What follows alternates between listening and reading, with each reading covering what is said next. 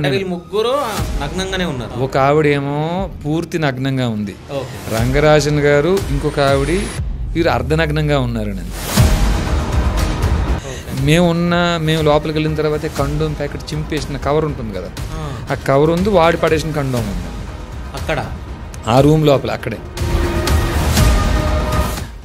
ఇది కానీ వారికి పార్కింగ్ వారికి ఫోన్ చేసిన, మమ్మల్ని అడ్డగించిన, ఈ లోపలుండే ఈ కండోమ్స్, ఈ మహిళలు ఆయన మద్యం సేవించడం ఇవన్నీ మేము బయట పెడితే నిజంగా చూపించంటే మేము తీసుకొస్తాం అక్కడికి. రూమ్ అంతా మద్యం వాసన, అక్కడ చించి వాడి పడేసిన కండోమ్ ప్యాకెట్లు అవి ఉన్నాయి.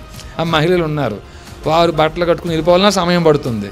ఈ పెంట అంతా ఎందుకని మౌనంగా ఉన్నాడంటే ఆ రోజంతా ఆయన మద్యం సేవించున్నారు. ఈ స్మెల్ బయటకు వస్తే అంటే ఇది రూమ్ అంతా మద్యం గబ్బాయి వస్తుందండి. రంగరాజన్ గారి నోటి నుంచి మాత్రమే కాదు, రూమ్ అంతా మద్యం స్మెల్ వస్తుందండి. అందులో భాగంగానే చిలుకూరు రంగరాజన్ గారిని కూడా కలిసి ఈ రామరాజ్యం కాన్సెప్ట్ చెప్పాలని వెళ్ళామండి.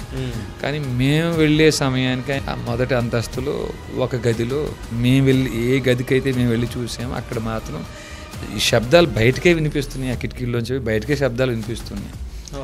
ఈ సశబ్ద నిశ్శబ్ద క్రియల మర్మం తెలిసిన వాడిని నేను కాకపోయినా ఆ వచ్చే శబ్దాలు ఏం పని వారు లోపల చేస్తున్నారో అర్థం చేసుకోగలుగుతామండి. ఆ టీషర్ట్ పైకి లేపబడి ఉంది. గుడిలో ఎలా ఉంటారు, ఆయన కింద అంతా పంచి ఉంటుంది, పైన ఏముండదు. ఇక్కడ ఏంటి, పైన టీషర్ట్ ఉంది, కింద ఏమీ లేదు. నాకు ఇది విచిత్రంగా ఉందండి. ఆ తర్వాత రంగరాజు గారిని కన్ఫర్మ్ చేసుకునే సమయంలోనే ఆయన నా మీద దుమ్మికేటండి. ఆయన ఆ ప్లేస్లో జంజనం ఉందా? ఉందండి, ఉంది ఉంది ఉంది ఉంది ఉంది. అయితే ఈ దుమ్కే సమయం నా మీద, నా చేతిలో ఫోన్ ఉంది కదా, రికార్డ్ చేస్తున్నాను ఏమని అనుకుని నా ఫోన్ లాక్కున్నాడు. నేను లాక్కునే సందర్భంలో నా ఫోన్ కింద పడింది, కొంచెం పగిలిందండి. దాంట్లో నా ఫోన్ సీజై పోలీస్ స్టేషన్లో ఉంది. ఆ తర్వాత మేము కూడా ప్రతిఘటించాం గట్టిగానే. ఆయన కింద కూర్చోబెట్టి మరి, నీకు సిగ్గు శరం లేదా, ఒక బ్రాహ్మణుడు అయ్యుండి ఇలాంటి పని గుడి ప్రాంగణంలో చేస్తావా, సెక్స్ ఈజ్ బయలాజికల్ నీడ్, వినో మాకు తెలుసు ఆ విషయం, కానీ ఈ సందర్భం ఇక్కడ కాదు. ఇంకా ఆయన విఫలం అయిన తర్వాత సరెండర్ అయిపోయాడండి. ఆయన అయిపోయి కాళ్ళు పట్టుకుని బ్రతిమలాడాడు. ఏమిటంటే లోపల ఉన్న ఇద్దరు అమ్మాయిల్లో ఒక అమ్మాయికి పెళ్లి కాలేదు కాబట్టి ఇది ఎవరికి బయట చెప్పొద్దు, ఒకవేళ మీరు ఏమైనా షూట్ చేసారేమో అది బయట పెట్టొద్దు అని బ్రతిమలాడాడండి. ఆయన కాళ్ళు పట్టుకుని బ్రతిమలాడాడు. ఇప్పుడు జనానికి అందరికీ చెప్పేది రెండో పార్ట్ చెప్తున్నాడండి ఆయన. ఆ తర్వాత ఈ మా కింద ఉన్న మిగతా సభ్యులు పైకి వచ్చారండి. వారిని వెంటనే మీరు బట్టలు వేసుకోండమ్మని చెప్పి వారిని బట్టలు వేసుకోమని చెప్పిందే నేనండి. తల్లి మీరు బట్టలు వేసుకోండి అమ్మా అని చెప్పిందే నేను. ఏంటంటే పోలీసులు ఎక్కువగా మా వీడియోలు వెతకడం కోసం, మా ఫోన్లు సీజ్ చేయడం కోసం ఎందుకు వారు అంత ఇంట్రెస్ట్ చూపించారు అంటే, బహుశా ఈ వీడియోలు బయటకు రావద్దు అని పోలీసులకి రంగరాజన్ గారు ఇన్స్ట్రక్షన్స్ ఏమైనా ఇచ్చారేమో. సో మీరు అప్పుడు ఈ విషయాలన్నీ ఎందుకు చెప్పలేదు? రామరాజు అతను వెళ్ళాడు కదా, అవునవునవును, వెళ్తే అతను కొట్టడం కేసు పెట్టాడు. అతనేమో నిన్నేమో టీవీలో ఏమి ఇచ్చాడంటే, అతను మందు తాగుతా అమ్మాయిలతో పడుకున్నాడు, వెళ్ళడానికి బాగోలేదు చూడటానికి. అదే కాదు గురుగారు, అవునుగా మరి ఆడు అమ్మాయిలు కూడా ఉందా రంగరాజన్కి? ఉందా? అందుకని మంచి మంచి వాళ్ళు బాగా తల్ల పూలు పెట్టుకొని బాగా ఎర్రగా వచ్చేవాళ్ళని అతతో ఈ బ్రాహ్మణ్ చేయాలంటే అతతోనే చెప్తారనమాట. అయితే చిలుకూరు టెంపుల్ని ఇంత పవిత్రంగా భావించే హిందువులు, సో అక్కడ చికెను మటను ఇప్పుడు ఈయన ఏకంగా సో అంటే ఇప్పుడు అంటే మిమ్మల్ని బెదిరించారా? మమ్మల్ని బెదిరిస్తున్నారు అంటే స్వామి, ఇప్పుడు నేను జైల్లో ఉన్నప్పుడు, జ్యుడిషియల్ రిమాండ్లో నేను ఉన్నప్పుడు అనేక వార్తా కథనాలు, కోట్లు దండుకున్నాడు వీర రాఘవరెడ్డి, హుండీలు కొల్లగొట్టాడు, అనేక దేవాలయాలకు వెళ్ళి పూజారులను బెదిరించి బోల్డ్ డబ్బులు దండుకున్నాడు, ఇలాంటి వార్తలన్నీ విన్నాం. అవి విన్నప్పుడు కూడా సరే వాళ్ళకి అలాంటి సమాచారం వీరు ఇచ్చారు, వీరు వేసారు తప్ప నాకు ఆ న్యూస్ చేసిన వారి మీద కోపం ఏమి రాలేదండి. పోలీసులు అడుగుతారు కదా ఎందుకు చేశారు ఏందని, పోలీసులకు తెలుసండి. ఆ పోలీసులు వచ్చిందే మా ఫోన్ల కోసం, సీజ్ కోసం వస్తే మిమ్మల్ని అడిగారా? అడిగారు, వీడియోలు అడగలేదండి వాళ్ళు. ఓకే, మీరు వెళ్ళేసరికి రంగరాజన్ గారు ఏం చేస్తున్నారు, మేము జరిగినంత పోలీసులకు కూడా అయా 18వ అధ్యాయం 42వ శ్లోకం ఏం పనులు చేయాలో చెప్తుంది, ఏం పనులు చేయకూడదో చెప్తుంది, ఏ పనులు చేస్తే బ్రాహ్మణులో చెప్తుంది. అంతకు విరుద్ధంగా ఆయన పని చేస్తున్నాడు ఆయనకు వివరించి చెప్పేవాడి. ఆయన వాళ్ళు రాసుకున్నారు, అవన్నీ శ్లోకంతో సహా రాసుకున్నారండి పోలీసులు కూడా.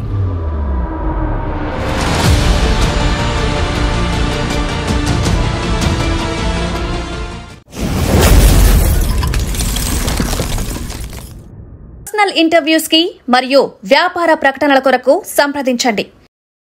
Hi, welcome to Shiva studios. నేను మీ శివ చౌదరి. సో రీసెంట్గా చిల్కూరు టెంపుల్ అర్చకులు రంగరాజన్పై దాడి జరిగిన విషయం మీ అందరికీ తెలుసు. సో ఆ దాడి చేసిన వ్యక్తులు ఎవరో కూడా మీకు తెలుసు. సో వీర రాఘవరెడ్డి. సో ఆ పర్సన్ మన ముందే ఉన్నారు. సో నమస్తే గురువు గారు. నమస్కారం స్వామి. దాడి చేసామని ఇప్పుడే తీర్పు ఇచ్చాయి, కానీ ఇంకా కోర్టులు అవి ఉన్నాయి. ఓకే, ఇంకా విషయాలన్నీ బయటికి రావాల్సినవి ఉన్నాయి. ఓకే, ఇది వారి అభియోగం అండి. అది అభియోగం కాదంటే మేము వీడియోలో చూసినప్పుడు కూడా సో ఆయన ఇట్లా చేతులు కట్టుకొని ఇట్లా దీనంగా ఇట్లా కూర్చున్నాడు. సో మీరు ఇట్లా ఇట్లా అని చెప్పేసి సంథింగ్ ఏదో మాట్లాడుతూ ఉన్నారు. అది బెదిరించడమైనా ఏది చేసినా దాడి కిందనే వస్తుంది అనేది నా ఒపీనియన్. అంటే మీరు అక్కడ దాడి చేశారా, ఏం చేశారా అనేది ఇప్పుడు మీరు వివరించాలి నాకు. అసలు ఏం జరిగింది, అసలు ఎందుకు ఆయన పైన దాడి చేయాల్సి వచ్చింది? ప్రతి ఆలయంలో ఉండే అర్చక పురోహితులను కలుస్తున్నామండి మేము. ఓకే, ఆ కలవడానికి కూడా కారణం ఏమిటంటే, ఈ అన్యమత ప్రార్థనా మందిరాల్లో ఒక బోధన జరుగుతుందండి. 2040కి 2047 కల్లా ఇది మన దేవుడు రాజ్యం చేసుకోవాలని వారి ప్రార్థనా మందిరాల్లో ఎంతమంది అయితే వస్తున్నారో వారిని ఎవరు ఏ పని చేస్తారు, ఎవరు దేనికి ఉపయోగపడతారని క్యాడర్స్ కింద విభజించి లవ్ జిహాద్కి ఎవరు పనిచేస్తారు, లేకపోతే అలాల్కి ఫుడ్ జిహాద్కి ఎవరు పనిచేస్తారు, భూ జిహాద్కి ఎవరు పనిచేస్తారు, ఒక టార్గెట్ పెట్టుకు పనిచేస్తున్నారని. 1947లో మన దేశ విభజన జరిగినప్పుడు పాకిస్తాన్లో ఏం జరిగింది, అయ్యా ఇది హిందువుల దేశం కాదు, ముస్లిమ్స్ కోసం ఇవ్వబడింది అని చెప్పి హిందువులందరినీ ఓచుకోత కోసి చంపారు అన్న విషయం పెద్దలు చెప్పగా మనం విన్నాం. కాశ్మీర్లో 1999లో ఏం జరిగిందో మనం విన్నాం. బంగ్లాదేశ్లో ఏం జరుగుతుంది, వెస్ట్ బెంగాల్లో ఏం జరుగుతుంది. నిన్నగాక మన పెహల్గాం ఘటనలో 27 మందిని ప్యాంట్లు విప్పి, భార్యల ముందే ప్యాంటులు విప్పి జిప్పులు తీసి మరీ మీరు హిందూ అవునా కాదా, హిందూ అని కన్ఫామ్ చేసుకుని మరీ చంపారని అక్కడ బాధితులు చెప్పగా మనం విన్నామండి. ఇవన్నీ ఇట్లాంటి ఘటనలన్నీ జరుగుతూనే ఉన్నాయి. మరి ఇట్లాంటి పరిస్థితుల్లో అన్యమత ప్రార్థనా మందిరాల్లో ఐకమత్యం కోసం వారి బోధకులు ఏమైతే బోధన చేస్తున్నారో, మన ఆలయాల్లో మనకు కూడా అర్చక పురోహితులు బోధకులుగా ఉన్నారు. అక్కడ ఇలాంటి బోధన మన ప్రార్థనా మందిరాల్లో జరుగుతుందా? అనేక సార్లు నేను స్నేహితుల ద్వారా మీ ద్వారా ఎన్నో సందర్భాల్లో గుడికి వెళ్ళానండి. ఎక్కడా ఈ బోధన లేదు. వచ్చారు, దర్శనం చేసుకున్నారు, వెళ్ళిపోయారు. తప్పితే ఏమంటారు, అర్చన, పూజ, పునస్కారం తప్పించి అంతకుమించి ఎలాంటి బోధన లేదు. ఇది ఎక్కడ మన ఆలయాల్లో ఎందుకు జరగట్లేదు? అసలు ఏమిటి ఈ మతాలు అంటే, ఉదాహరణకి శివాది షణ్మతాలని ఉన్నాయి, మనకు 6 మతాలు ఉన్నాయి. ఈ శివుణ్ణి పూజిస్తే మీ అడ్డనామం, విష్ణువుని పూజిస్తే నిలువునామం, ఇట్లాంటి ఇంకా మనకే సఖ్యత లేకుండా ఉంది. రెడ్డి, కమ్మ, కాపు, మాల, మాదిగ, కమ్మరి, కుమ్మరి లాంటి అసహ్యాలన్నీ ఇక్కడ ఉండిపోయి ఉన్నాయి. నీదొక్కులం నాదొక్కులం అని చెప్పేసి మనం విభజించుకుని కొట్లాడుతున్నాం. మనం అసలు మనల్ని అందరినీ ఒక దాటి మీద నిలిపే బాధ్యత ఎవరిది? వారి ప్రార్థనా మందిరాల్లో వారి బోధకులు ఈ ప్రయత్నం చేస్తున్నప్పుడు మన ప్రార్థనా మందిరాల్లో అర్చక పురోహితులు ఆ దిశగా ఏమన్నా పనిచేస్తున్నారా? అసలు కమ్మ, కాపు, రెడ్డి, మాల, మాదిగ, కమ్మరి, కుమ్మరి అనేది వాల్మీకి రామాయణంలో కానీ మహాభారతంలో కానీ లేవు. ఇవి కేవలం వృత్తుల వల్ల మనం కులాలుగా మారిపోయి విభజించబడి ఉన్నాం. మనం గోత్రం ప్రకారంగా మన అందరూ బంధువులమే. పైడిపాల గోత్రం కాపుల్లో పాటంశెట్టి ఇంటి పేరుతో ఉంది. పైడిపాల గోత్రం రెడ్డిల్లో పోతంశెట్టి ఇంటి పేరుతో ఉంది. పైడిపాల గోత్రం కమ్మల్లో కంబంపాటి ఇంటి పేరుతో ఉంది. పైడిపాల గోత్రం మంగళల్లో పసుపులేటి ఇంటి పేరుతో ఉంది. మన అందరూ బంధువులమే, మనం వేరు కాదు. చతుర్వర్ణాల వారు ఒక తల్లి పిల్లలని వాల్మీకి రామాయణం ప్రకారంగా, అంటే జటాయువు శ్రీరాముడు సంభాషణ చెప్తుంది మనకి. అది నిజం చేస్తూ కశ్యపుడు 8వ భార్య మనుకు మన సంతతి అని, బ్రాహ్మణ, క్షత్రియ, వైశ్య, శూద్రులు ఆ సంతతిలో ఉన్నారని నిజం చెప్తూ సజీవంగా ఈరోజు కూడా కాశ్యప గోత్రంలో బ్రాహ్మణులు, కాశ్యప గోత్రంలో క్షత్రియులు, కసపు గోత్రంలో వైశ్యులు, కాశ్యప గోత్రంలో ఈ రెడ్డి, కమ్మ, కాపు, మాల, మాదిగ, కమ్మరి, కుమ్మరి మనందరూ శూద్రులు ఉన్నాం, మనందరూ బంధువులమే అనే బోధన మన ఆలయాల్లో ఎందుకు జరగట్లేదు? ఈ అధ్యయనంతో కూడిన అధ్యాపనం ఎవరు చేయాలి అని ఆ ప్రశ్నలు భుజం మీద వేసుకు తిరుగుతున్నామండి. ఉదాహరణకి భూమి మాది, మా ముస్లిమ్స్ 500-600 సంవత్సరాలు పరిపాలించారు ఈ భూమిని, కాబట్టి ఈ భూమి అంతా మాది అని చెప్పి వాళ్ళు వక్ఫ్ బోర్డు పేరుతో చక్కగా ఓ మంచి ప్రణాళికతో భూమిని స్వాధీనం చేసుకుంటే, ఈ భూమి అంతా ఇక్ష్వాక వంశీయులని రాముడు ఎప్పుడో చెప్పాడండి. ఆ ఇక్ష్వాక వంశీయులు ఏ గోత్రాల్లో ఉన్నారు, మన ఆలయ పరిధిలో ఎంతమంది ఉన్నారు, భగవద్గీత 18వ అధ్యాయం 43వ శ్లోకం క్షాత్రం కలిగిన వారి వివరాలు చెప్తుందండి. ఈ క్షాత్రం కలిగిన వారు మన ఆలయ పరిధిలో ఎంతమంది ఉన్నారు, ఏ ఏ గోత్రాల్లో ఉన్నారు, ఇలాంటి పరిశోధన అంతా చేయాల్సిన బాధ్యత అర్చక పురోహితులదే అని భావించి నమ్మి, అయ్యా ఇట్లా జరుగుతుంది, మరి మీకు తెలుసా తెలియదా, 2047 కల్లా ఈ భూమిని స్వాధీనం చేసుకుంటామని, మతం మారకపోతే చంపేస్తామని, లేకపోతే ఎక్కడైనా పారిపోవాలని వారు ఇప్పటికే బహిరంగంగా ప్రకటించి ఉన్నారు. 15 నిమిషాలు కళ్ళు మూసుకుంటే, పోలీసులు కళ్ళు మూసుకుంటే హిందువులందరినీ 100 కోట్ల మంది హిందువుల్ని చంపేస్తా అని ఓవేసి అన్నారు. అది నేరమే కాదని కోర్టు వదిలేసింది. అలా వదిలేసిన న్యాయమూర్తి మీద ఈ కేంద్ర రాష్ట్ర ప్రభుత్వాలు 197 సిఆర్పిసిని ప్రయోగించి తొలగించి జైలుకి పంపించలేదు. మరి ఈ పరిస్థితుల్లో మరి మనం సంఘటితంగా ఉండాలా వద్దా, రక్షణ కోసం మనం సైన్యాన్ని ఏర్పాటు చేసుకోవాలా వద్దా? కాశ్మీర్లో పోలీసులు కోర్టులు ఉన్నాయి, అయినా ఓచుకోత జరిగింది. విభజన జరిగే సమయానికి, దేశ విభజన జరిగే సమయానికి పాకిస్తాన్లో కూడా కోర్టులు పోలీస్ స్టేషన్లు ఉన్నాయి, అయినా ఓచుకోత కోసారు. ఇప్పుడు బంగ్లాదేశ్లో కూడా కోర్టులు పోలీస్ స్టేషన్లు ఉన్నాయి, అయినా ఓచుకోత కోస్తున్నారు. వెస్ట్ బెంగాల్లో గవర్నర్ వెళ్ళి కలిసి, నాయన మీరు తిరిగి రండి, నేను భద్రత కల్పిస్తానంటే కూడా మేము రావండి, మాకు అంత ధైర్యం లేదండి అని చెప్పేసి అక్కడ హిందువులందరూ పారిపోయి జీవనం గడుపుతున్నారండి. ఇట్లాంటి పరిస్థితులన్నీ ఉన్నప్పుడు మరి మనం మీరే ముందు నడిపించి ఊరికొక్క సైనికుని ఏర్పాటు చేయండి. ఇది మీ బాధ్యత. ఇది 18వ అధ్యాయం 42వ శ్లోకం బ్రాహ్మణులు అంటే ఎవరో చెప్తుంది, ఎలా ఉంటే బ్రాహ్మణులో చెప్తుంది. ఆ లక్షణాలు కానీ మీకుంటే మీరు చక్కగా ఊరికొక సైనికుడిని, క్షాత్రం కలిగిన వాడిని. భగవద్గీత 18వ అధ్యాయం 43వ శ్లోకంలో శౌర్యం తేజో దుర్దాక్షం యుద్ధే చాపే పలాయనం దానమిశ్ర భావచ క్షాత్రం కర్మ స్వభావజం. ఏదైతే శౌర్యం గురించి చెప్తుందో అలాంటి లక్షణాలు కలిగిన వారిని ఊరికొక్కడిని మీరు వెలికి తీసి అతని పోషణ వైశ్యులు శూద్రులు చూసుకోవాలి. వైశ్యులు అంటే ఎవరండి? కృషి గోరక్ష వాణిజ్యం వైశ్యకర్మ స్వభావజం. భగవద్గీత 18వ అధ్యాయం 44వ శ్లోకం. వారు రెడ్డా కమ్మ కాప మాల మాదిగా కమర కుమర అవసరం లేదు, అతను వ్యాపారం చేస్తున్నాడా వైశ్యుడు. భగవద్గీత చెప్తుందండి. గోరక్షణ వ్యవసాయం చేస్తే వారు వైశ్యులు, కాయ కష్టం చేసేవారు శూద్రులు. కాబట్టి ఈ 2 వర్ణాల వారు క్షత్రియుడి యొక్క లక్షణం, వారి యొక్క పోషణ చూసుకోవాలి. ఎవరు క్షాత్రం అనే లక్షణాన్ని కలిగి ఉన్నారో వారి పోషణ ఈ 2 వర్ణాల వారు చూసుకోవాలి. ఈ 3 వర్ణాల వారిని సమన్వయపరిచే బాధ్యత మీరు తీసుకోవాలి. ఇది భగవద్గీత 18వ అధ్యాయం 41వ శ్లోకం నుంచి 44వ శ్లోకం వరకు ఉన్న వృత్తాంతం తీరు ఇది అని ప్రతి ఆలయంలో ఉండే అర్చక పురోహితులను కలిసి చెప్తుంటే, అయ్యో బాగుందండి ఈ ఆలోచన.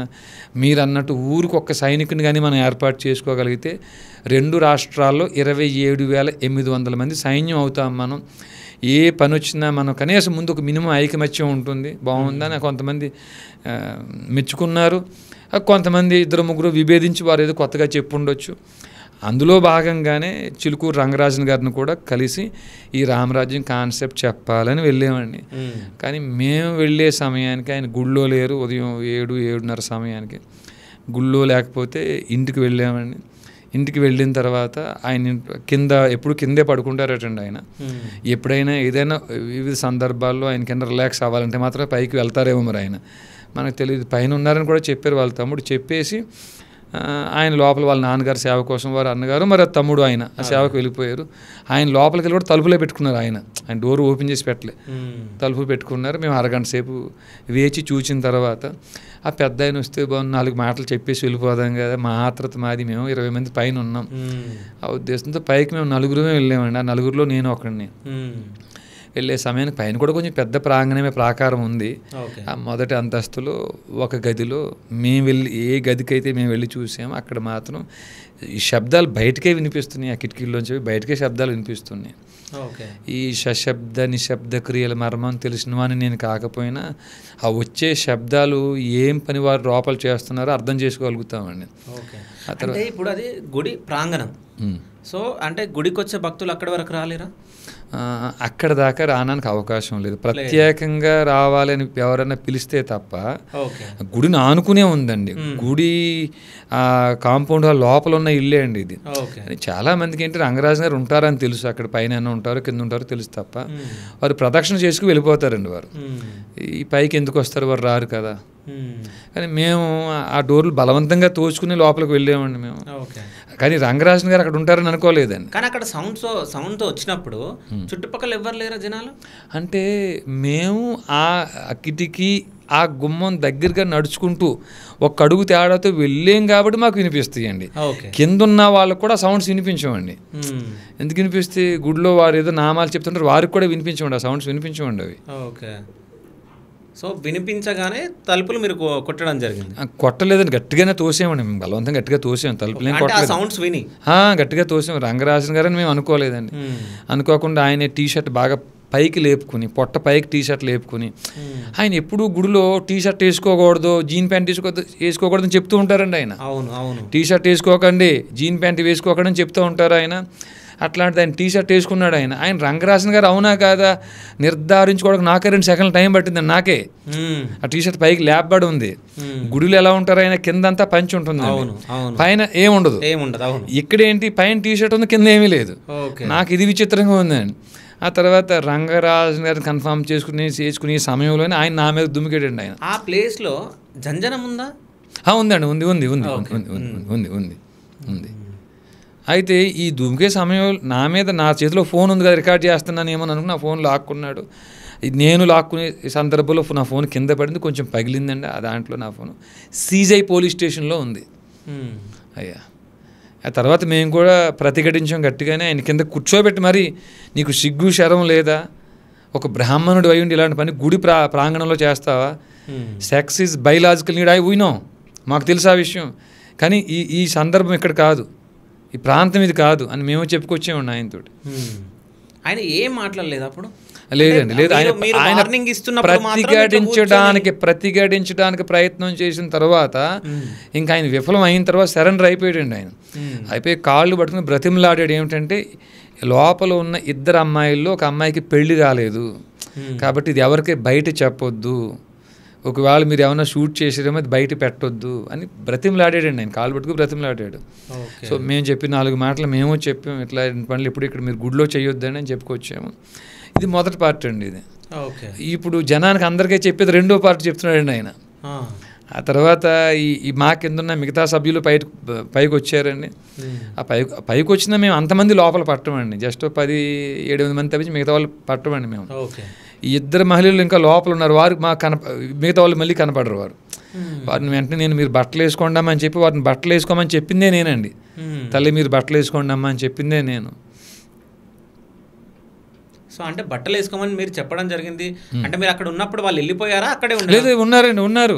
వారు వెళ్ళిపోలేదు, వారు అక్కడే ఉన్నారండి. వారు ఓకే. అంటే మీరు ఇప్పుడు 4 ఉన్నప్పుడు వీడియో తీసిరా మీరు? అంటే ప్రత్యేకంగా నా ఫోన్ కింద పడిపోయిన తర్వాత వీడియో కాదండి, నా వెనకాల ఉన్న వాళ్ళు 1-2 వీడియో కూడా రికార్డ్ అయ్యి ఉండొచ్చేమో. రెండోది వాళ్ళని అమ్మ మీరు బట్టలు కట్టుకోండి అని నేను అందరూ ఆ ఉండే చిన్న డోర్ నేనే దగ్గరికి లాగానండి నేను. ఓకే. అంటే చిన్న పార్టీషన్లా ఉందండి, మీరు బట్టలు కట్టుకోండి అమ్మ. ముగ్గురు నగ్నంగానే ఉన్నారు? లేదండి, లేదు. ఒక ఆవిడేమో పూర్తి నగ్నంగా ఉంది, రంగరాజన్ గారు ఇంకొక ఆవిడ వీరు అర్ధనగ్నంగా ఉన్నారని అంతే. అంటే మీరు ముందే అనుకున్నారా ఈ సౌండ్స్ వస్తున్నాయి ఎవరో, అంటే మనం రికార్డ్ చేద్దాం ఫోన్లు తీయండి అని చెప్పేసి ఇట్లా మాట్లాడుకో? అంటే లేదండి, సహజంగానే ప్రతి గుడికి మేము వెళ్ళినప్పుడు వాళ్ళని మేము చెప్పేది రికార్డ్ చేస్తాం, మేము వేసిన ప్రశ్నలు రికార్డ్ చేస్తున్నాం, అవన్నీ మా యూట్యూబ్లో పెట్టున్నామండి. అలాగే ఇది కూడా రంగరాజన్ గారు చెప్పి రికార్డ్ చేసుకోవాలని అనుకున్నాము. కానీ ఇక్కడ శబ్దాలు వస్తున్నాయి గుడిలో అన్నప్పుడు మాత్రమే ఫోన్లు తీసాము బయటకి, లేదా రికార్డ్ చేద్దాం ఉద్దేశం అప్పుడు మాకు లేదండి. ఎవరు ఏంటంటే కానీ రంగరాజన్ గారే ఉండేసరికి మేము కొంచెం షాక్ అయ్యాం. ఆయన ఫోన్ లాక్కోవటం, నాది కింద పడటం. ఆ తర్వాత మిగతా వాళ్ళు 1-2 షూట్ చేస్తూనే ఉన్నారండి, కంటిన్యూ చేస్తూ ఉన్నారు. కానీ ఆ గదిలో ఉన్న అమ్మాయిలు కాదండి. మేము ఎంటర్ అయినప్పుడు ఏదైతే ఎమర్జెన్సీగా సడన్గా ఉన్న దృశ్యాలు, రంగరాజన్ గారు అర్ధనగ్నంగా ఉన్న ఆ దృశ్యాలు తప్పించి మరీ క్లారిటీగా మీరు ఇలా నుంచోండి, ఇలా కూర్చోండి, మాకు ఇలా పోజ్ ఇవ్వండి అని మేము అట్లేం తీయలేదండి. అంటే మీరు చూడంగానే మీరు షాక్లో ఉన్నారు కదా ఫస్ట్? అవునండి, అవును. షాక్లో ఉంటే జస్ట్ ఇంకా నార్మల్గా ఫోన్లో తీసినట్టు అంతే అండి. సో ఆ వీడియో ఏమన్నా ఉందా మీ దగ్గర? అంటే ఈ 7వ తేదీ జరిగిన విషయం ఇలా జరిగింది కదండి, 8వ తేదీ ఉదయం ఆయన కేసు పెట్టారట ఆయన. ఓకే.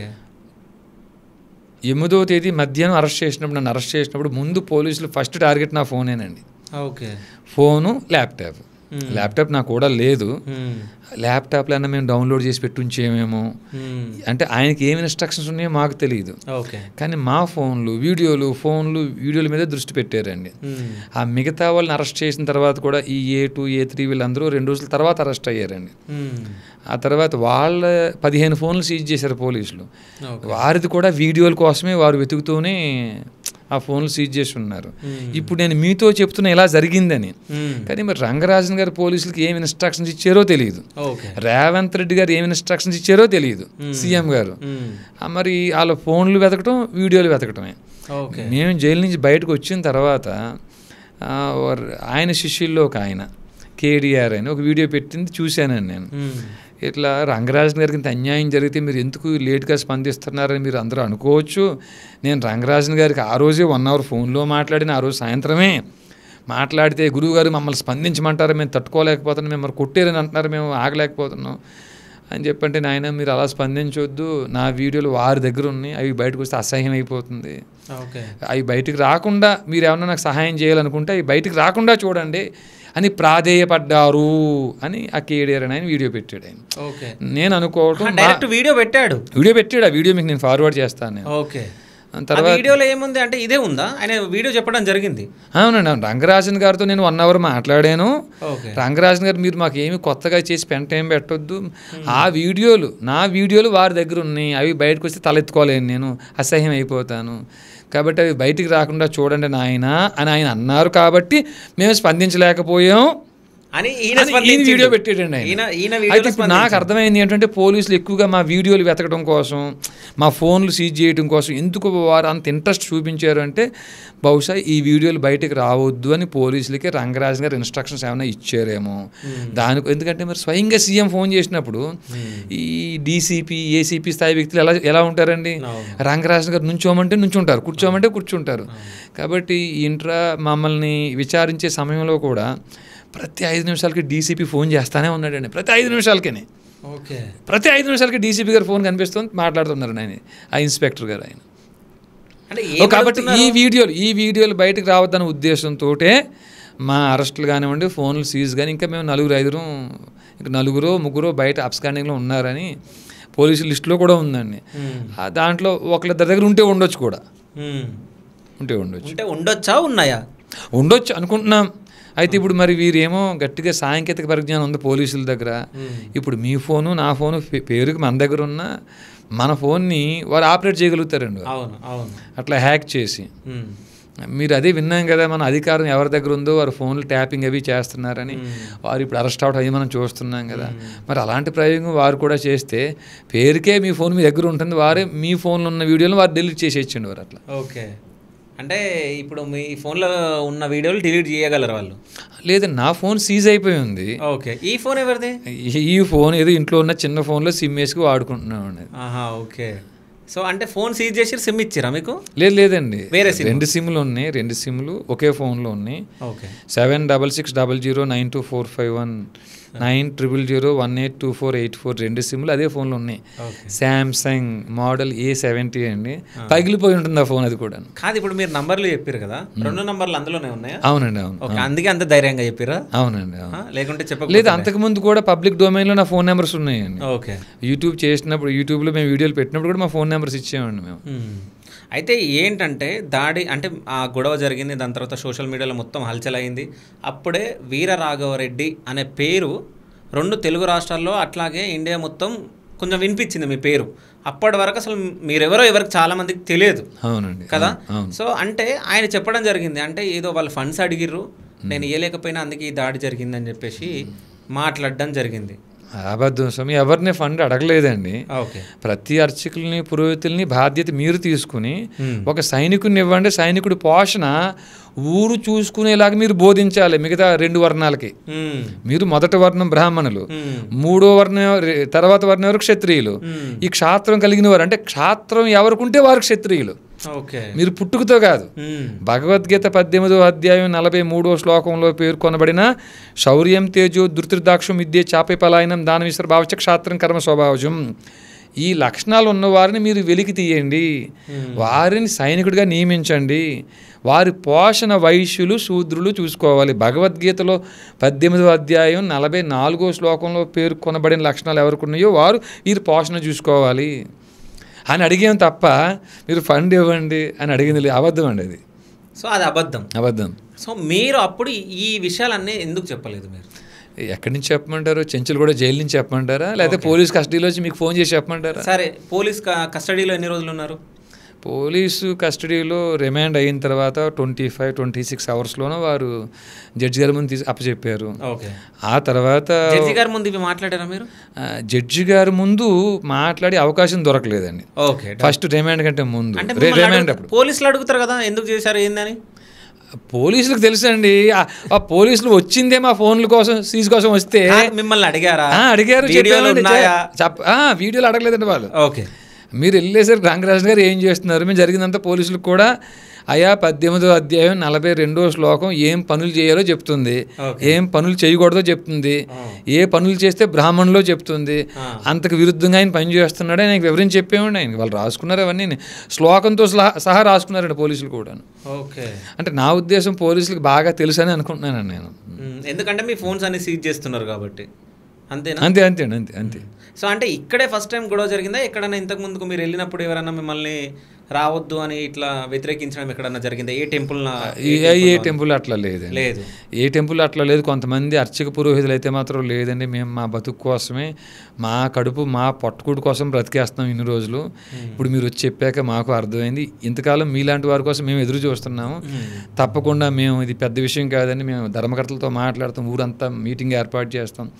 ఎవరైతే క్షాత్రం కలిగిన వారు ఉన్నారో, యుద్ధంలో వెనకడికి 1000 లక్షణాలు ఉంటాయో అలాంటి వారిని మేము గుర్తిస్తామండి, రామరాజ్యానికి సైనికుడిగా అప్పచెప్తాం, మంచి కాన్సెప్ట్ అని అన్నారండి.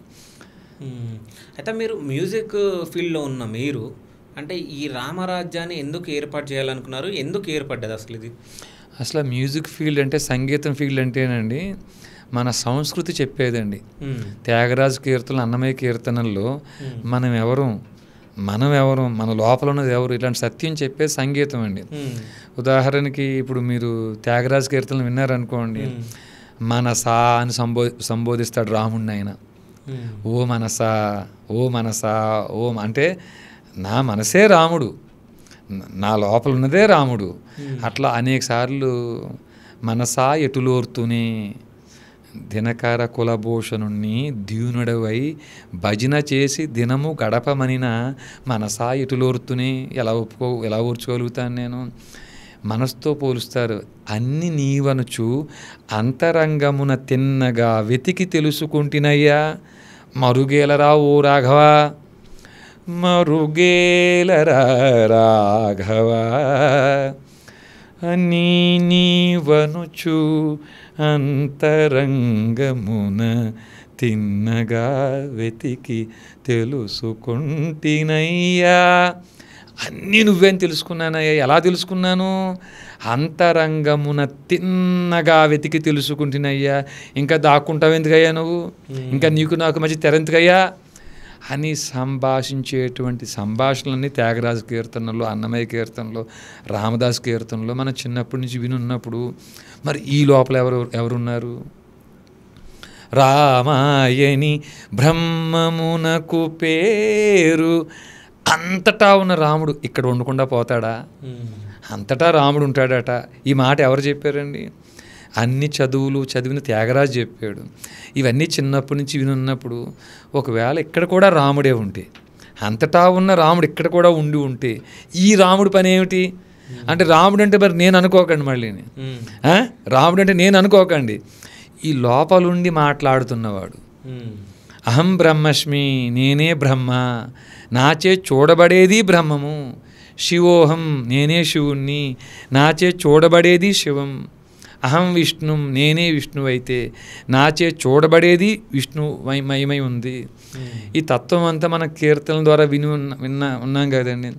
ఆ సందర్భంలో ఉన్నప్పుడు మరి లోపల ఉన్నవాడికి కూడా అనిపిస్తుంది కదా, ఇక్కడ దుష్ట శిక్షణ శిష్ట రక్షణ ఈ భూమి మీద జరుగుతుందా? రామో విగ్రహవాన్ ధర్మ అన్నారు. ఎందుకు రాముడికి ఆ పేరు వచ్చింది? దుష్ట శిక్షణ శిష్ట రక్షణ చేసిన ఆయన జీవితాంతం త్యాగమే. మరి అట్లాంటి దుష్ట శిక్షణ శిష్ట రక్షణ ఇప్పుడు న్యాయస్థానాలు పోలీస్ స్టేషన్లు చేయాలి. అక్కడ జరుగుతుందా? అక్కడ దుష్ట శిక్షణ శిష్ట రక్షణ వారు చెయ్యకపోతే, ఉదాహరణకి 340 CRPC రెడ్యూత్ 195 1B లాంటి వాటిని ప్రయోగించి వారు దుష్ట శిక్షణ శిష్ట రక్షణ చేయకపోయినా వారి మీద 197 CRPC అంటే కొత్త చట్టం 218 BNSSలను ప్రయోగించి ఆ న్యాయమూర్తులను తొలగించాల్సిన బాధ్యత కేంద్ర రాష్ట్ర ప్రభుత్వాలది. మరి ఈ పని స్వతంత్రం వచ్చినప్పటి నుంచి ఇప్పుడు దాకా ఏ కేంద్ర రాష్ట్ర ప్రభుత్వం, ఏ పార్టీ ప్రభుత్వం చేయలేదు. మరి ఇప్పుడు మనం ఎంతో అల్లారుముద్దుగా పెంచుకున్న మన పిల్లల్ని ఇట్లాంటి సమాజంలో వదిలిపెట్టి వెళ్ళిపోదామా? దానికోసం మనం ఏం చేద్దాం? ఏమిటి, ఈ భూమి అంతా ఇక్ష్వాక వంశీయులని రాముడు అన్నాడు. ఆ ఇక్ష్వాక వంశీయులు వశిష్ఠ కౌండిన్య కాశ్యప గోత్ర క్షత్రియుల పరంపరలో, వశిష్ఠ కౌండిన్య కాశ్యప గోత్ర పరంపరలో చతుర్వర్ణాల వారు ఇక్కడ జీవించున్నారు. అందులో మా మహిపాల గోత్రం కూడా కాశ్యప పరంపరకు చెందినదే. యదా యదా హి ధర్మశ గ్లానిర్భవతి భారత ఓ భరత వంశీయ అని కృష్ణుడి చేతే స్వయంగా పిలిపించుకున్నటువంటి ధనంజయ గోత్ర క్షత్రియులు, భరతవంశీయులు. ఏ ధనంజయ గోత్ర క్షత్రియ ప్రవర్లో భరత్, పరీక్షిత్, విష్ణువర్ధన మహారాజ వంశ అనే క్షత్రియ ప్రవర్ దాగుందో ఆ వంశీయులందరూ జీవించున్నారు. ఇంతమంది జీవించుండగా ఇక్కడ దుష్ట శిక్షణ శిష్ట రక్షణ జరగకపోతే మన సంప్రదాయానికి, మన ఆచారానికి, మన గోత్రాలకి, మన క్షేత్రాలకి అవమానం కాదా అని భావించి ఈ ప్రతి ఊరిలో ఉండే అర్చక పురోహితులు కూడా సహకరించి ఊరికొక సైనికుడిని ఇస్తే రామరాజ్య స్థాపన కష్టం కాదు. ఏ న్యాయమూర్తులు అయితే 340 CRPC లాంటివి కూడా ప్రయోగించి దుష్ట శిక్షణ శిష్ట రక్షణ చేయలేదు అంటే కొత్త చట్టం BNS 379 అయిపోయింది అనుకోండి. ఇప్పుడు అది దుష్ట శిక్షణ శిష్ట రక్షణ చేయకుండా కళ్ళు మూసుకుని విత్ అన్బ్రైడల్డ్ పవర్స్ వారు న్యాయమూర్తులు పనిచేస్తున్నారు. అలాంటి వారి మీద 197 CRPC లేదా కొత్త చట్టం 218 BNSSలని కేంద్ర రాష్ట్ర ప్రభుత్వాలు ప్రయోగించకపోతే మీ చేతగాంతనం వల్ల దేవాలయాల భూములు 1 కోటి ఎకరాలు ఇప్పటికీ అన్యాక్రాంతం అయిపోయి ఉన్నాయి. మీరు ప్రయోగించకపోతే మీ మీద 43 CRPC మేము ప్రయోగిస్తాం అని చెప్పేటువంటి వ్యవస్థ రామరాజ్యం అవుద్ది అన్న ఉద్దేశంతో ఈ రామరాజ్యం కార్యక్రమం చేయడం జరుగుతుంది స్వామి. సో అంటే ఈ రామరాజ్యాన్ని ఏర్పాటు చేసిరు. ఎప్పుడు ఏర్పాటు చేసిరు ఇది? స్వామి 2014-15 నుంచి ఈ ప్రణాళిక జరుగుతుంది. అంటే మీ రామరాజ్యం 2014-15లో స్టార్ట్ అయ్యింది. సో ఇప్పుడు ఈ 2024-25 ఈ మధ్యలో బయటికి రావడం జరిగింది. ఇప్పుడు అంటే పేరు వినిపించడం జరిగింది. అంటే ఇది బయటికి రావడానికి అంటే అందరికి తెలియడానికి దాదాపు 10 సంవత్సరాలు పైగా పట్టింది. ఎన్ని సంవత్సరాలు ఎందుకు పట్టింది అంటే అది కూడా రంగరాజన్ గారి దాని గురించి ఆ ఇష్యూ పైన మీ అదృష్టం బాగుండి ఇప్పుడు బయటికి రావడం జరిగింది అనొచ్చా? అంటే అదృష్టమైన దురదృష్టమైన ఓకే రంగరాజన్ గారు లాంటి వారి గురించి ఇలాంటి మాటలు చెప్పాల్సి రావడం కూడా కొంచెం మనసు కష్టంగా ఉందండి. ఆదిత్య పరాశ్రీ లాంటి వ్యక్తులను భుజం మీద మోసుకుని ఆయన ఈ దళితులకు మేము వ్యతిరేకం కాదు, గొళ్ళకు దూరం చేయొద్దు, ఎక్కడైనా అర్చక పురోహితులు ఇలాంటి వివక్ష మీరు చూపిస్తే అది తప్పు అనేటువంటి సంకేతం ఆయన ఇస్తూ ఇలాంటి పని చేసిన వ్యక్తి గురించి మేము ఇలా మాట్లాడటం, మేము చెప్పడం కొంత బాధే. అది అదృష్టమో దురదృష్టమో వాటి యొక్క తద్భవ తత్సమాలు నాకు తెలియకపోయినా కొంతవరకు ఈ విషయం బయట పెట్టడానికి నేను కారకుండా అయ్యాననే బాధ కూడా ఉండిపోయింది లోపల ఉంది. ఓకే కానీ నిజాలు బయట చెప్తున్నారు కదా, అబద్ధాలు అయితే కాదు కదా? అంటే స్వామి నిజమైన అబద్ధమైన ఓకే ఈ కాలం ఒక రోజుని తేట తెల్లంగా అన్నీ బయట పెడుతుందండి. విన్నారా స్వామి? తేట తెల్లంగా అన్నీ బయట పెడుతుంది కాలం. అందులో భాగంగానే మా యొక్క ఏ పనికి మేము నియమించబడ్డామో ఆ పని కూడా ప్రకృతి ద్వారా మేము చేసామని భావిస్తున్నామండి. అయ్యా సో మీ దగ్గర ఇప్పుడు ఆడియోలు కానీ వీడియోలు కానీ ఏమైనా ఉన్నాయా? వినిపిస్తారా? నేను చూడొచ్చా? చూడొచ్చు అండి, ఒకసారి చూపిస్తారా? అయితే రంగరాజన్ గారి దగ్గర అంటే వారి నాన్నగారు సౌందరరాజన్ గారి దగ్గర ఒక 1.5 సంవత్సరం మరి 2 సంవత్సరాలు ఒక అబ్బాయి పనిచేసి వెళ్ళిపోయారండి. ఆయన పేరు రాజు అట. ఈ రాజు గారితో వైజాగ్లో ఉండే ఒక ఆయన చౌదరి గారు, ఆయన అసలు సొంత ఊరు మా ఊరు పక్కన మెండపేట అండి, తూర్పుగోదావరి జిల్లా. ఈ రంగరాజన్ గారి విషయం ఇది ఇలా బయట ఈ ప్రచారం జరుగుతుందని అక్కడ పనిచేసి మానేసిన వ్యక్తే కదా, అసలు ఏం చెప్తాడో తెలుసుకుందామని ఫోన్ చేసిన సందర్భంలో వారి సంభాషణ రికార్డ్ అయిందండి. అది వినిపించే ప్రయత్నం చేస్తాను నేను. రాజు చెప్పండి.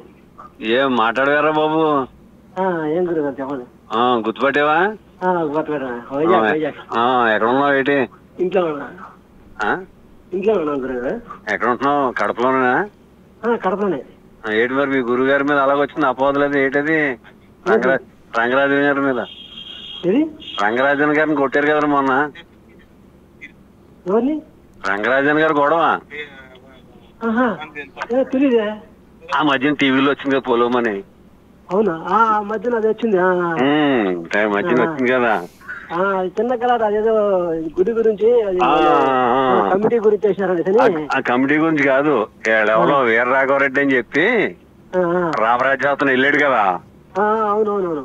వెళ్తే అతను కొట్టడం కేసు పెట్టాడు. అతనేమో నిన్నేమో టీవీలో ఏమి ఇచ్చాడంటే అతను మందు తాగుతూ అమ్మాయిలతో పడుకున్నాడు, మెల్లిడేయడానికి బాగోలేదు చూస్తానికి. అదే కాదు గురువు గారు, నేను ఇంత ముందు కూడా శ్రీదేవి గారికి చెప్పిన ఆ విషయాన్ని. శ్రీదేవి చెప్పిన అతను ఒక అతను ఉన్నాడు కదా, పిల్లోడు అనేసి ఒక అతను గుళ్ళో పనిచేస్తున్నాడు. అతను ఏం పేరు? అతని పేరు ఏదో పేరు నాకు కూడా నేను మర్చిపోయిన అతనికి.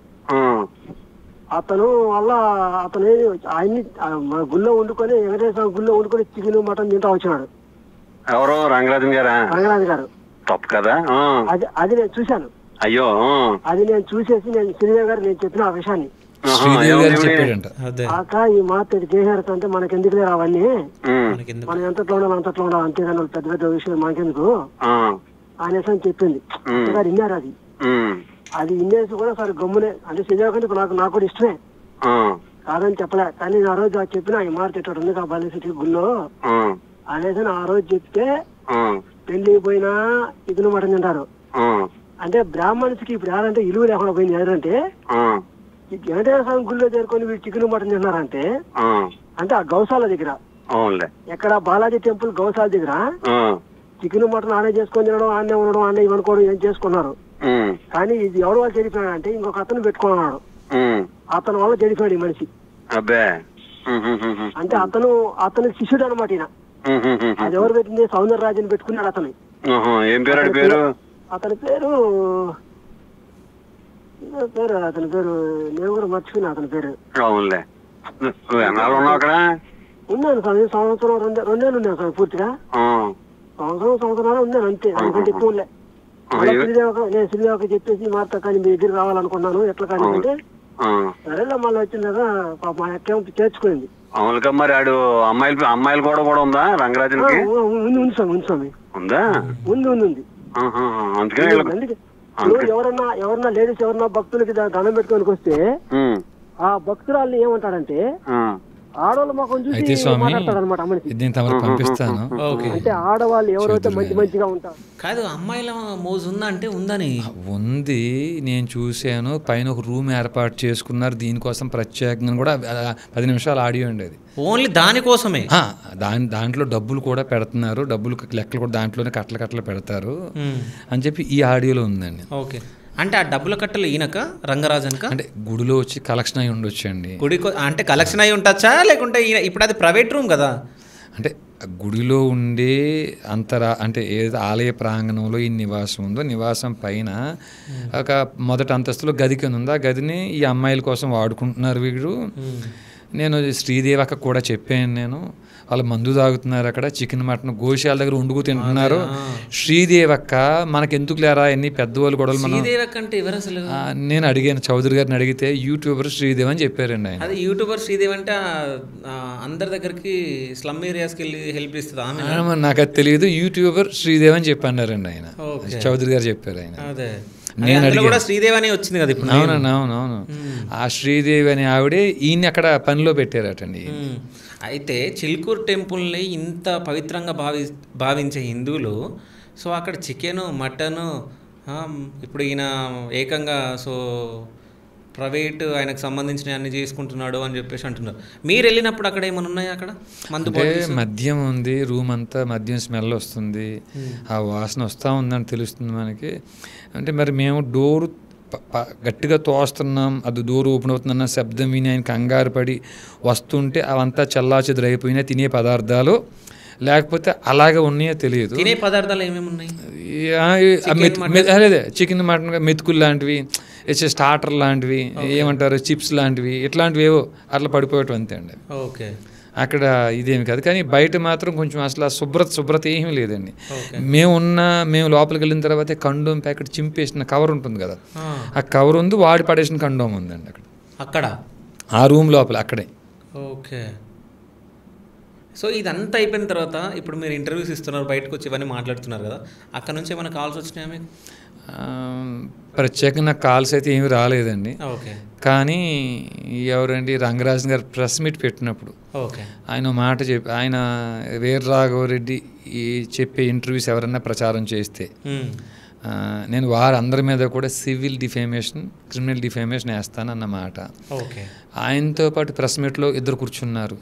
వారైతే మేము తలుసుకుంటే వీర రాఘవరెడ్డి బయటకు కూడా రానివ్వం, మేము గడప కూడా దాటనివ్వం, ఆ శక్తి మాకుందని చెప్పేసి వారు చెప్పిన మాటలు మినహాయింపి అవి మినహాయించి ఇంక నాకు వేరే కాల్స్ ఏమీ రాలేదండి. ఓకే. సో అంటే ఇప్పుడు అంటే మిమ్మల్ని బెదిరించారా, మమ్మల్ని బెదిరిస్తున్నారా? అంటే స్వామి, ఇప్పుడు నేను జైల్లో ఉన్నప్పుడు, జ్యుడిషియల్ రిమాండ్లో నేను ఉన్నప్పుడు అనేక వార్తా కథనాలు, కోట్లు దండుకున్నాడు వీర రాఘవరెడ్డి, హుండీలు కొల్లగొట్టాడు, అనేక దేవాలయాలకు వెళ్ళి పూజారులను బెదిరించి బోల్ డబ్బులు దండుకున్నాడు, ఇలాంటి వార్తలన్నీ విన్నాం. అవి విన్నప్పుడు కూడా సరే వాళ్ళకి అలాంటి సమాచారం వీరు ఇచ్చారు, వీరు వేసారు తప్ప నాకు ఆ న్యూస్ వేసిన వారి మీద ఏం కోపం ఏమి రాలేదండి. సహజంగా గుళ్ళోకి వచ్చి మా పురోహితుని అర్చకుని మీరు కొడతారా అని చాలామంది హైందవ సంఘాల వారు అందరూ స్పందించారు. అది స్పందించడం సబబే, వారి స్థానంలో నేనున్నా పని చేస్తానేమో తెలియదు మనకు, వేరే పోర్షన్ మనం వినలేదు, రెండో వాళ్ళు ఏం చెప్తున్నారో మనం వినలేదు, కాబట్టి వారి స్పందన కూడా మాకు నొచ్చుకోలేదు. ఇప్పుడు బయటకు వచ్చిన తర్వాత ఏమి జరిగింది, జరిగిన సంఘటన ఏమిటి అని రిజాయిండర్ ఇచ్చుకోవాల్సిన బాధ్యత మా మీద ఉందండి.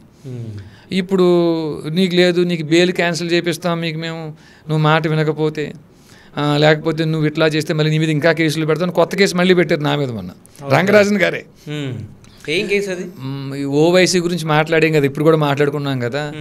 ఓవైసీ 15 నిమిషాలు పోలీసులు కళ్ళు మూసుకుంటే హిందువులందరినీ చంపేస్తాను 100 కోట్ల మందిని అన్నాడని ఇప్పుడు జనానికి గుర్తు చేస్తున్నాడు అతను. దీనివల్ల హిందువులందరూ మళ్ళీ రెచ్చిపోతారు, ఏమంటారు, కమ్యూనల్ వైలెన్స్ జరిగే అవకాశం ఉంది, దానికి అతను కారకుడు అవుతాడని 153A ఐపీసీ అంటే పాత చట్టం బిఎన్ఎస్ మారిందనుకోండి, ఈ సెక్షన్ పెట్టి మేము కేసు నమోదు చేయాల్సి వస్తుందని సిఐ గారు, ఆయన ఎవరైతే ఎస్హెచ్ఓ గారు చెప్పారు, నేను నోటీస్ తీసుకున్నాను, దానికి రిజాయిండర్ కౌంటర్ ఇస్తామనుకోండి. ఓకే.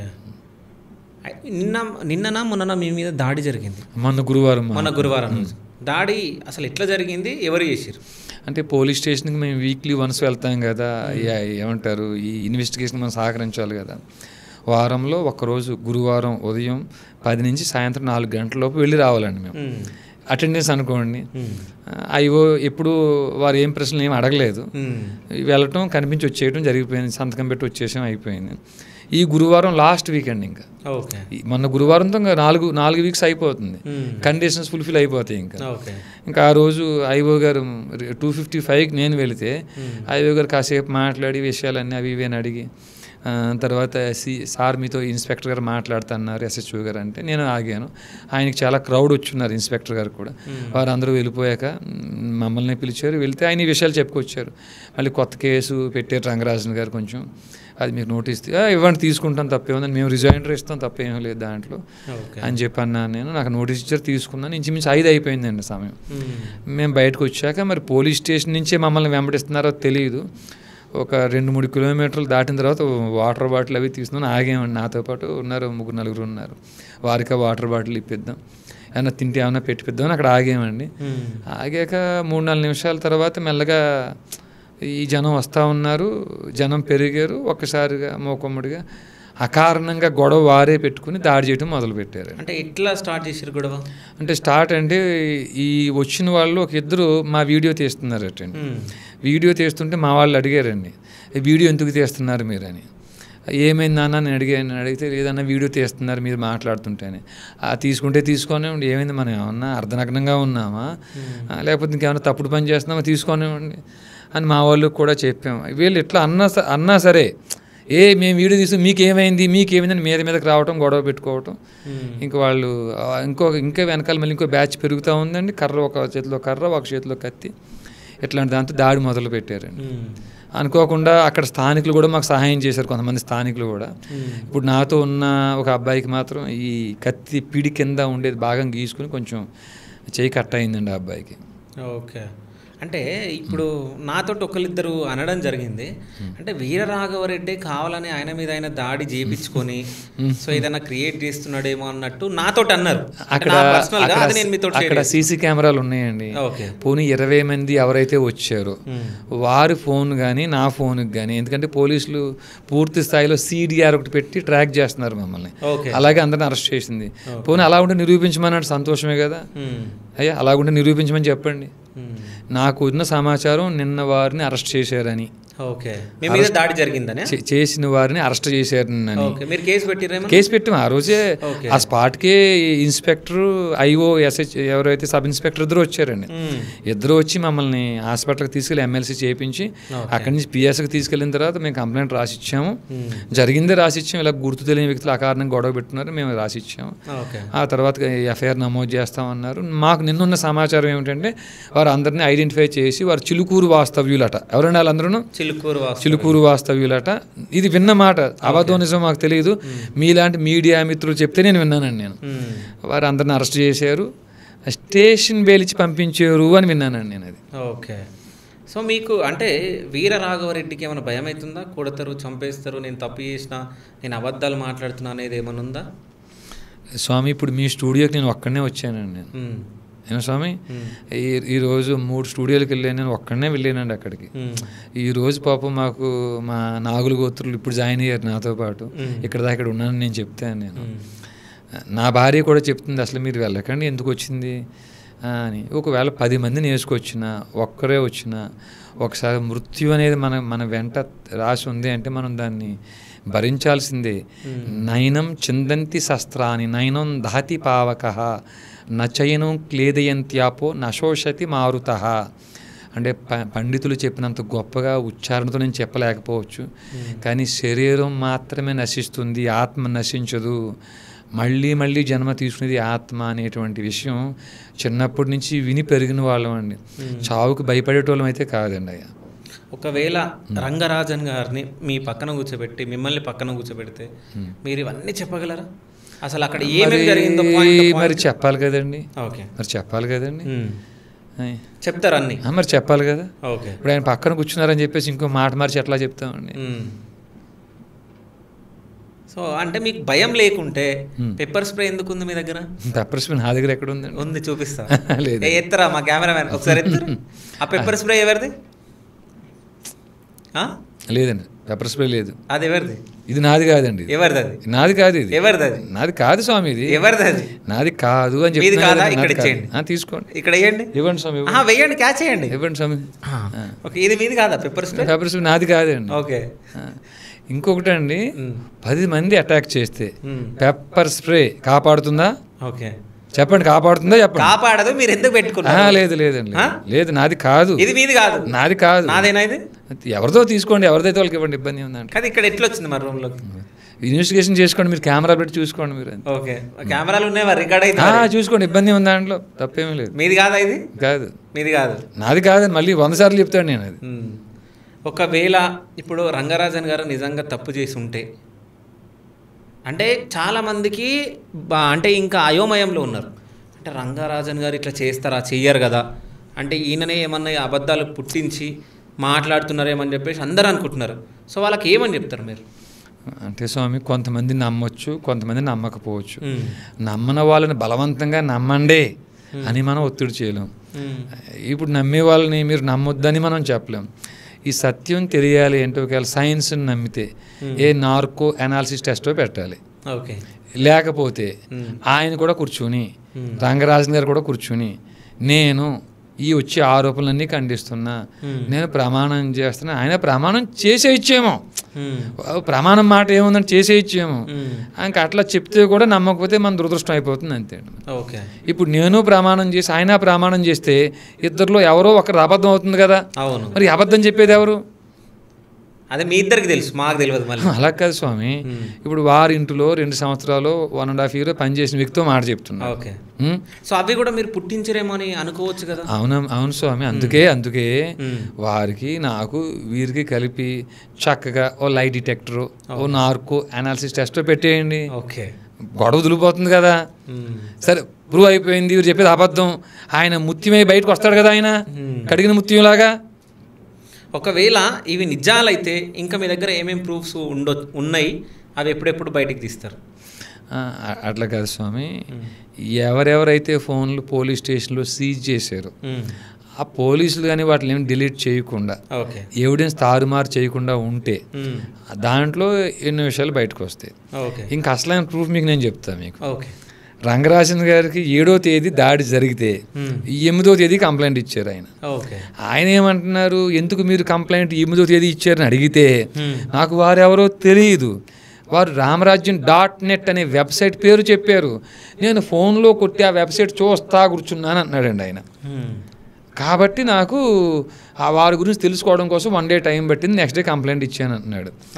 అది కాదండి, అసలు అంత దాడి జరిగితే మేము ఆయన ఏ తప్పు చేయకుండా ఆయన మేము దూషించడం కూడా జరిగితే, ఏమంటే కింద వేల మంది తిరుగుతూ ఉంటారు భక్తులు అక్కడ, మేము నడుచుకుంటూ ఆయన ఇంటి నుంచి పార్కింగ్ దాకా వెళ్ళామని సీసీ కెమెరా ఫుటేజ్లు చూపిస్తాను నేను.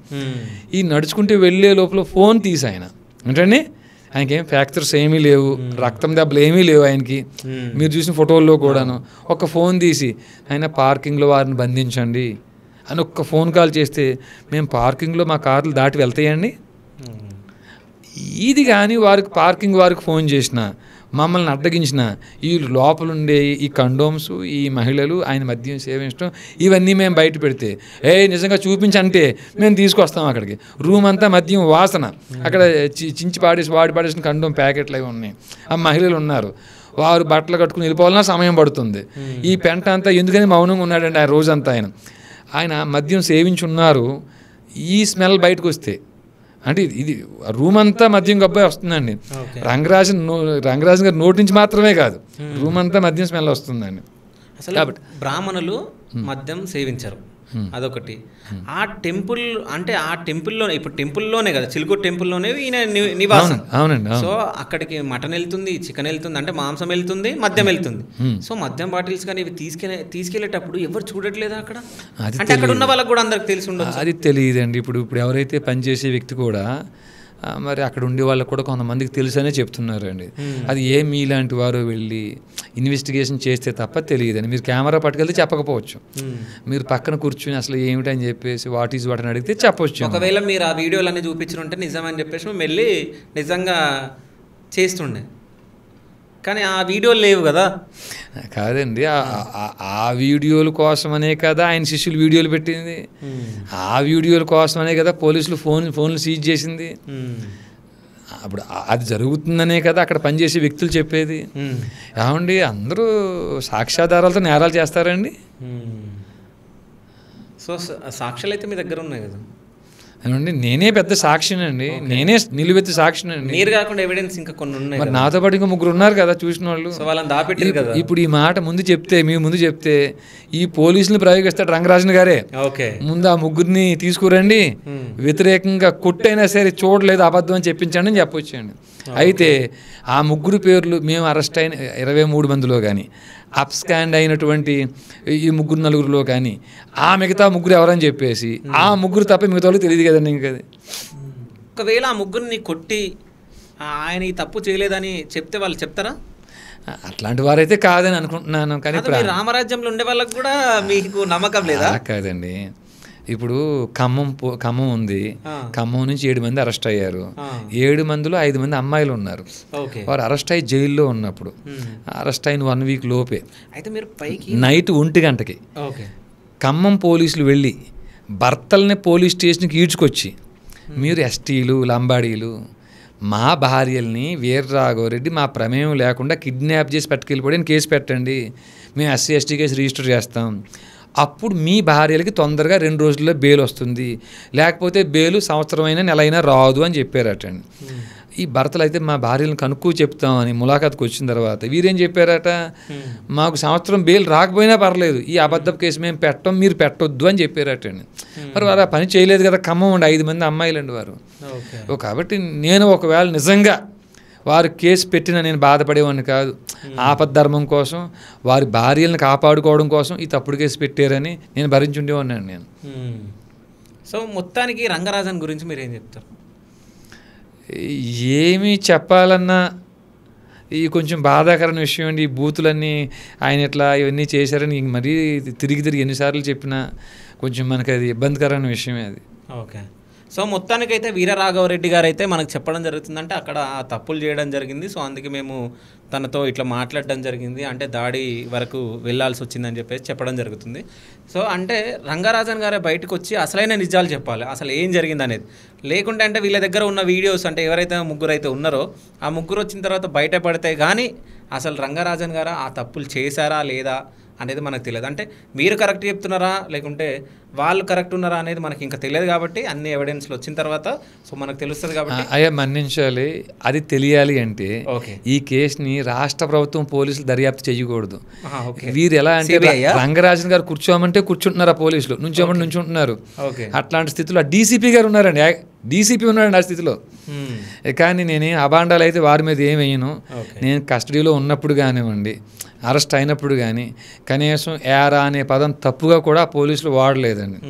కానీ వారి దృష్టి మొత్తం ఈ ఫోన్లు సీజ్ చేయాలి, వీడియోలు బయటికి రాకూడదు. మీ దగ్గర అయితే ఆధారాలు ఉన్నాయని అంటున్నారు. మేమే ఆధారం స్వామి. లేదు ఇంకా ఉన్నాయి అంటున్నారు. సో ఆ ఆధారాలు వచ్చినాక ఏవి నిజాలు ఏవి అబద్ధాలు అనేది మనకు తేలిపోతాయి. కాబట్టి so thank you so much వచ్చినందుకు, సో ఈ విషయం పైన మాట్లాడినందుకు థ్యాంక్ యూ.